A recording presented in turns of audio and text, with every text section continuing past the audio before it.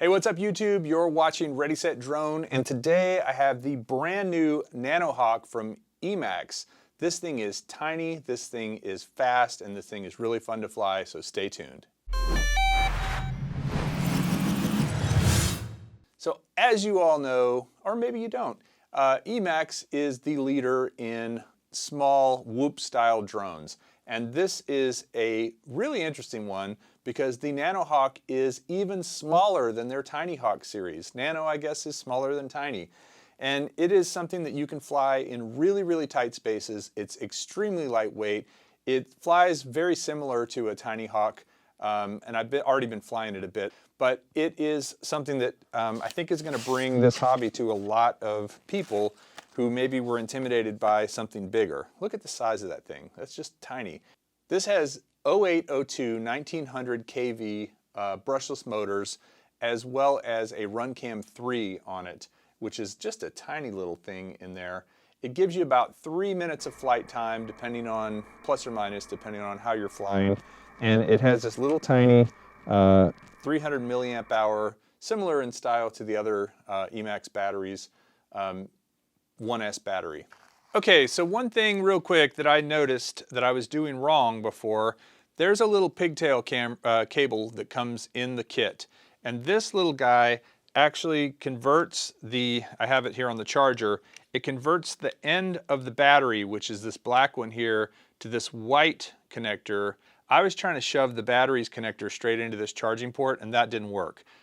So what you want to do is connect the battery to this little cable, this little breakout cable, and then put it directly into the charging port. There is a notch so you can tell which way it goes. Then you plug the charger into a USB port and you'll get these green lights blinking, and the one that is solid is the one you're charging, and as soon as it's not solid anymore, the battery is charged. So I didn't actually have a great charge on the battery until now, since I discovered that. Now I should be able to go ahead and do a little flight around the studio here with the FPV goggles, as well as through the office a bit. Now it's telling me that I have low voltage, which is not actually true. I need to change that setting when that low voltage warning comes on, because I don't think that's accurate. But let's go ahead and just take off and see what we can do here. So it's pretty dark in the studio, so I'm going to come out here and cruise around our office a little bit. So that's through a couple of walls, and again, thanks to Doc Murdoch for these antennas. I feel like they're doing great compared to the regular ones I use. And through here, around the back. Oh, it's really dark back here. Oh, now it's lighter.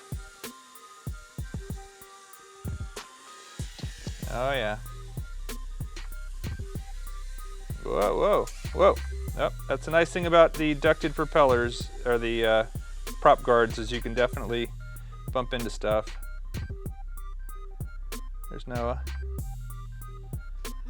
Working hard. And we're coming back through. I gotta see what this is transmitting at, if it's 25 milliwatts, or if it's something stronger, but it's definitely giving me quite a bit of penetration through a lot of walls and stuff. All right, fly under the table here. Oh, did you see that? That's not something I could have done with a TinyHawk. It took a NanoHawk to do that. Wow, I'm all the way on the other end of the office. I'm in the reception area. Still getting a good signal. Gonna fly over our plants, through past the fireplace, back down the hall, come zipping in at light speed. Whoa, sudden turnaround. Now I'm doing all this in stabilized mode. I will try it in acro mode later, but I just wanted to have a good flight. And since flying indoors is a little bit more challenging. Oh, as I said, a little more challenging. Oh, I see Thomas's hand. Whoa, oh my goodness. All right, you ready? Yeah, hold it right there. Ready? Here we go. Oh, that was the ceiling. Yeah, I'm down to 2.6 volts on the battery. See if I can get it back in here before it completely dies. There we go. Let's see, how much time was that? That was 2 minutes and 33 seconds of flight. That was pretty good. So I'm gonna fly this more, but I do have to say that the initial impression of the form factor is awesome because you really can get through some tight spots that might be a little more challenging with a bigger quad than this one. And the durability so far seems pretty good. I have had a little bit of an issue with the connection point here on the battery where if you push it in too far, it actually disconnects. So you want to actually push it in far enough to hear it beep, and then once it beeps, don't push it any further or else it will disconnect. I'm gonna see if I can figure out a solution for that. I also ask EMAX what's going on. But in general, I could see this thing being a whole lot of fun to take with you if you were traveling or at somebody else's house and wanted to just fly around TinyHawk style, but with something much, much smaller, the NanoHawk. If you like this video, give it a thumbs up and please put your comments below. And don't forget to subscribe to Ready Set Drone for more great content about whoop style drones like this one. We'll talk to you soon. Go forward.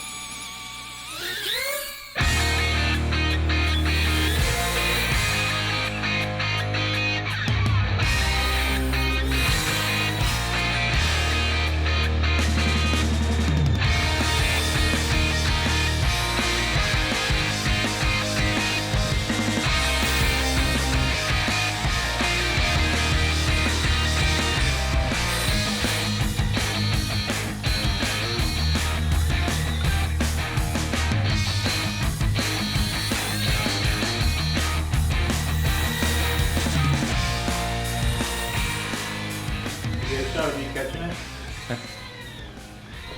Ready? Yeah.